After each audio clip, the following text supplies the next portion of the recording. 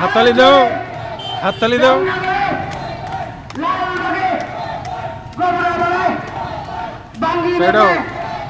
গোলাপবাগে এনায়তপুরে আরো জোরে জোরে জোরে 13 খানে আরো জোরে গভীরভাবে বাঙ্গিরেতে গোলাপবাগে এনায়তপুরে আরো জোরে জোরে জোরে এই 13 খানের কোন নেতা আছে?